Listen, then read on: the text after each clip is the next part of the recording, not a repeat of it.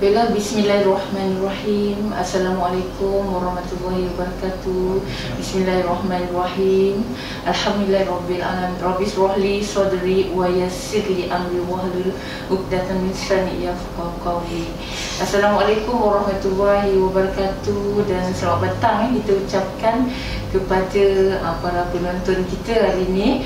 Hari ini alhamdulillah kita diberikan kesempatan untuk bersama-sama untuk program yang dinamakan sebagai Bual Bicara yang dianjurkan oleh Klinik Pergigian Asrajaya.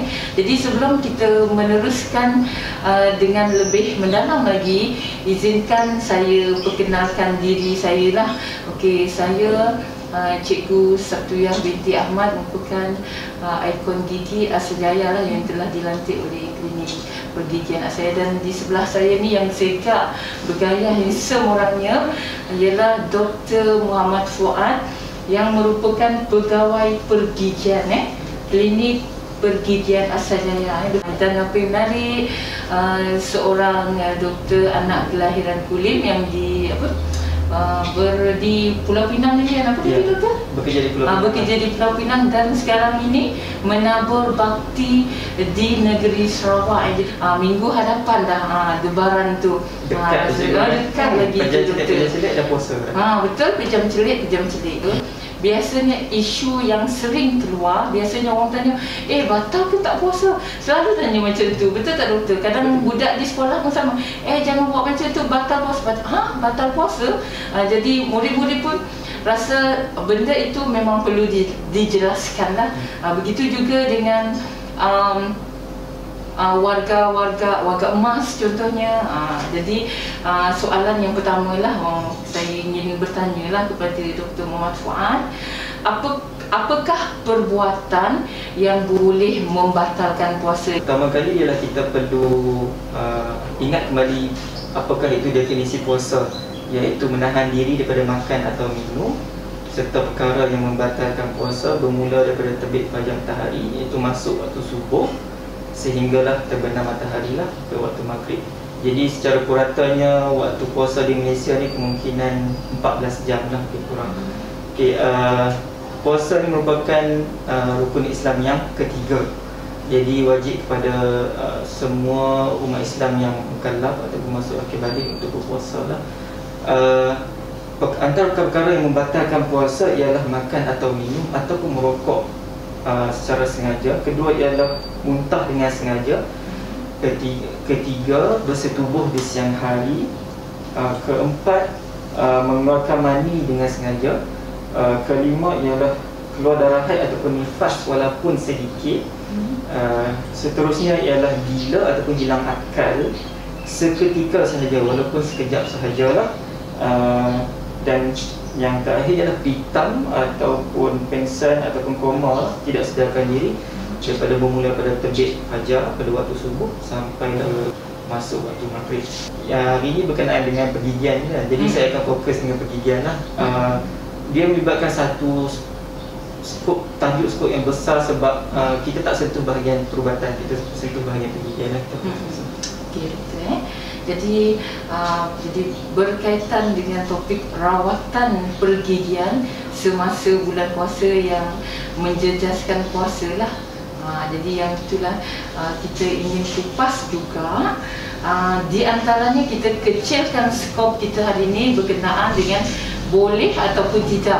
Jadi sebelum saya hadir ke sini doktor, saya dah iklankan kepada rakan-rakan dan juga saya tanya siapa yang ada kemusykilan tentang rawatan pergigian pada bulan puasa tu boleh PM saya. Jadi ramailah. Jadi hari ini saya datang dengan sebuah harapan lah, nanti kita boleh kongsikan dengan rakan-rakan. Di antaranya yang popular ialah boleh ataupun tidak cabutan gigi semasa bulan puasa. Yang tu doktor. Ya, soalan ni banyak sangat kita terima, bukan setakat di Sarawak tetapi seluruh Malaysia, sebenarnya Sabah Sarawak. Kita mempunyai kes cabutan yang banyak. Tapi apa yang kita perasan ialah di waktu bulan puasa, kita punya pesakit itu turun mendadak. Mungkin disebabkan oleh pesakit-pesakit kita beranggapan bahawa cabut gigi itu membatalkan puasa. Betul. Tapi sebenarnya cabut gigi ini tidak batalkan puasa. Okey, mengikut panduan puasa bagi pesakit yang dikeluarkan oleh JAKIM sendiri, rawatan pergigian termasuklah tampalan cabutan ataupun memutihkan gigi, dan sekian-sekian ialah tidak membatalkan puasa selagi mana tidak menelan makan sesuatu ataupun tidak menelan sesuatu lah semasa melakukan rawatan. Ya, tidak membatalkan puasa. Jangan risau. Orang cakap, doktor, cucuk ubat kebas tu kan masuk air tak? Sebenarnya cucuk ubat kebas tu tidak membatalkan puasa. Ini ialah fatwa daripada kita punya pada agama sendirilah. Cabutan boleh dilakukan dengan syaratnya ialah selepas cabutan tidak makan ubat tahan sakit, ataupun semasa cabutan tidak menelan darah ataupun air secara sengaja. Okey, selalunya lepas cabutan kita akan bagi arahan selepas cabutan untuk gigit kapas. Ya, dan elakkan untuk berkumur mulut kuat-kuat, ataupun kalau sakit baru makan ubat tahan sakit. Jadi kalau cabutan yang ringkas selalunya tidak memerlukan untuk makan ubat tahan sakit lah. Okey, jadi tidak membutuhkan puasa. Dia harus. Jadi saya harap kepada para hadirin, kepada pendengar kita pada petang ini jelaslah berkenaan dengan soalan kita yang kedua berkenaan dengan cabutan gigi semasa bulan puasa. Jadi kita dah jelas, bila kita ada ilmu tentang sesuatu tu, kita tak akan rasa was-was lah. Jadi itulah perkongsian yang sangat berguna pada petang ini. Ada juga yang tadi sebelum on the way saya ke sini, doktor, yang bertanya bagaimana pula dengan tampalan gigi dan juga scaling gigi ketika bulan puasa. Itulah untuk skop rawatan kita di bahagian primo, maksudnya di tahap klinik pergigian daerah ialah cabutan, tampalan gigi, cuci gigi, pembedahan kecil, dan selalunya yang antara yang paling banyak juga ialah membuat gigi palsu kan. Jadi untuk bahagian tampalan dan scaling, tampalan dan scaling ni kita menggunakan kita punya alatan khas. Kita menggunakan motor, dan motor tersebut dia menghasilkan aerosol lah, iaitu titisan air. Dengan teknologi sekarang ni ialah kita akan pastikan bahawa adanya penyedut air dalam mulut. Ya, dan disebabkan oleh situasi COVID-19 sekarang, kita juga mengambil langkah lebih berhati-hati lah. Kita menggunakan alatan untuk menyedut aerosol lah. Kita punya vacuum, dia macam vacuum untuk sedut aerosol bagi mengelakkan penyebaran COVID-19. Untuk scaling dan tampalan, selagi mana pesakit itu tidak sengaja untuk minum air yang keluar daripada kita punya motor tu, tidak akan batalkan puasa. Jangan risau. Dan kita juga akan mengambil langkah berjaga-jaga lah dengan meletakkan suction, iaitu sedutan air itu dalam mulut setiap masa. Sebab tu kita buat tampalan dan scaling. Yang jadi isunya ialah bila mulut penuh dengan air dia sengaja telan. Itu batal lah. Itu sangat jelas lah kan. Biasanya soalan budak-budak lah, dia selalu cakap berus gigi je baru jangan berus gigi, batal puasa. Kalau keadaan macam ni, macam mana pula doktor kongsikanlah kepada semua? Berus gigi tak membatalkan puasa, malahan hukumnya ialah haruslah. Menurut Mufti Wilayah Persekutuan, berdasarkan daripada website-nya, ialah dia meletakkan hukum harus. Dan juga kalau kita fikir secara logiknya ialah siapa nak duduk dekat dengan orang tak gosok gigi kan? Kan sangat-sangat tak selesa dan sangat-sangat berbau. Jadi gosok gigi dengan syaratnya tak telan ubat gigi tu. Nanti kalau tiba-tiba guna ubat gigi yang sedap, sedap ubat gigi ni nak telan sikit lah, itu sangat batal lah. Itu sangat jelas lah. Jadi untuk gosok gigi tak membatalkan puasa dan harus untuk kita gosok gigi. Ya. Okey, Alhamdulillah jelas sekali penerangan berkenaan dengan menggosok gigi. Kalau begitu doktor, kalau hukumnya tadi harus untuk kita membasuh gigi tu, jadi bagaimana pula dengan penggunaan ubat kumur macam Listerine kan untuk menyegarkan nafas? Boleh ke doktor, ada setengah orang kan bulan puasa ni bila kita tak makan memanglah ada bau pada mulut kita kan sebab kita kurang makan, minum semua kan. Jadi ada orang sekejap dia guna ubat kumur, dia rasa tak yakin pada diri. Kejap lagi dalam sejam lagi dia tak yakin, dia gunakan ubat kumur lagi. Macam itulah. Bagaimana pula dengan yang tu tadi, penggunaan ubat kumur pun boleh, tetapi ubat kumur kan dia berperisa. Jadi yang menjadi masalahnya ialah bila kita kumur dan ada kesan ubat kumur dalam mulut kan. Jadi kadang-kadang dengan sebenarnya tak sengaja lah, mana ada orang sengaja telan ubat kumur kan? Betul. Ya. Jadi nasihat saya, berkumur dengan ubat kumur tak ada masalah, tapi nasihat saya kalau berkumur dengan ubat kumur tu pastikan tak telan lah. Perasa ubat tu sendiri, zat ubat tu sendiri tak telan lah ubat kumur tu. Ada ubat kumur yang perasa purina. Jadi kalau rasa tak yakin untuk halang diri daripada telan ubat kumur tu, kemungkinan lepas kumur dengan ubat kumur, boleh juga kumur balik bilas dengan air biasa. Dengan air biasa pun boleh. Dia sama konsep macam kita ambil wuduk kan, lepas kita berkumur. Jadi lepas kita berkumur, air yang tinggal dalam mulut kita tu, kalau kita telan itu tidak membatalkan puasa. Tapi dalam aspek ni ialah dia tidak berperisau lah air ni kan. Boleh tapi berhati-hati. Alhamdulillah, nanti saya boleh kongsikanlah kepada anak-anak murid. Biasanya orang ni nak sambut puasa ni kadang-kadang langsir nak baru, cat rumah baru, macam semua benda yang nak menampakkan cantik lah. Okey, termasuklah penampilan diri. Ada yang mungkin nak sambut raya ni mungkin dia nak berhasrat untuk memasang gigi palsu lah. Jadi mohonlah doktor hari ini kita kongsikan sedikit bagaimana pula semasa bulan Ramadan ni pembuatan gigi palsu itu. Terima kasih cikgu. Untuk makluman semua, antara kes-kes yang paling tinggi kita dapat di klinik gigi anak Saljaya ini ialah permintaan untuk buat gigi batu lah ataupun gigi palsu.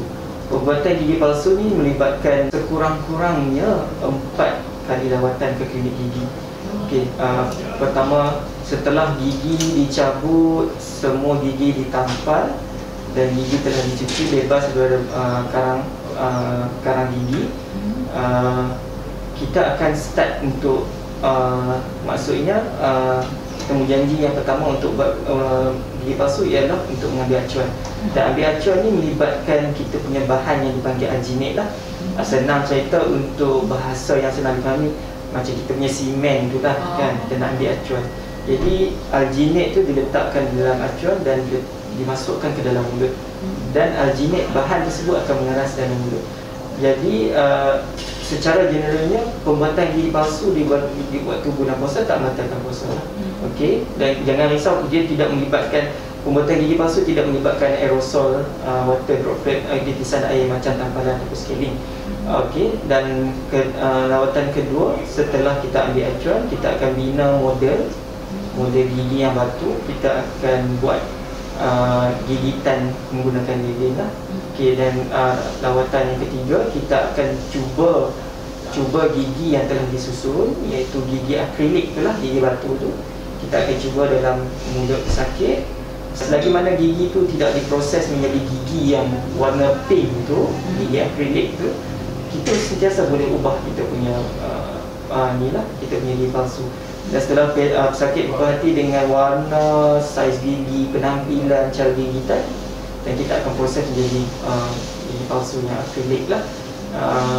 Dan kita akan menyerahkan gigi palsu tersebut di temu janji yang lain. Pesakit jangan risau, waktu puasa datang boleh buat gigi palsu. Kadang-kadang sebab kita tak tahu, jadi bulan puasa jadi klinik jadi lengang. Betul. Kan kita pun pelik kan. Takkan gigi palsu pun orang tak nak datang buat. Sebenarnya bukan tak nak datang buat, dia orang takut dan keliru dan was-was. Was-was saja. Dia sebenarnya was-was tu dia. Semua benda dia tak jadi. Benda tak boleh buat. Itulah. Apa yang menyebabkan masuk dalam mulut tak boleh buat. Jangan risau. Untuk buat gigi palsu hanya sekali sahaja yang menyebabkan bahan untuk masuk dalam mulut, dan doktor gigi akan pastikan bahan itu tidak terlebih lah untuk diletakkan. Kalau terlebih dia mungkin masuk dalam kerongkong, tapi tak pernah terjadi lagi lah bahan itu masuk dalam kerongkong sampai dalam. Kita pun ada kebakaran kan. InsyaAllah. Kita pun tak nak batalkan puasa orang secara sengaja kan. Betul tu. Siapa nak jawab nanti tu doktor kan. Setakat itu sajalah yang kita nak tanya doktor lah hari ni. Satu perkongsian yang sangat bermakna. Terima kasih banyak-banyak di atas ruang dan peluang yang telah diberikan oleh Dr. Amira selaku penyelaras kepada program kita ini, program Bual Bicara berkenaan dengan rawatan pergigian ketika bulan puasa. Jadi semoga apa yang dikongsikan pada petang ini mendatangkan manfaat dan sangat berharga buat tuan-tuan dan puan-puan hadirin dan pendengar kita, dan boleh dipraktikkan pada bulan puasa yang akan datang. Jadi sebelum mengakhiri program Bual Bicara hari ini, sekali lagi kalungan bunga terima kasih diucapkan kepada pihak Klinik Pergigian Asrjaya atas kesudian untuk mengadakan program hari ini, dan saya akhiri dengan sebuah serangkap pantunlah. Tenang-tenang air di laut, sampan kolek mudik ke Tanjung, hati terkenang mulut menyebut budi baik rasa nak sanjung. Jadi sebelum saya mengakhiri program Bual Bicara ini, saya dengan hati mendoakan semoga Dr. Amira, Dr. Fuad, tuan-tuan dan puan-puan yang sudi mengikuti program Bual Bicara kita hari ini sentiasa berada dalam lindungan Allah, kasih sayang Allah, reda Allah. Jadi saya sertai dengan wabillahi taufik wal hidayah. Assalamualaikum warahmatullahi wabarakatuh. Terima kasih semua. Terima kasih doktor. Sama-sama.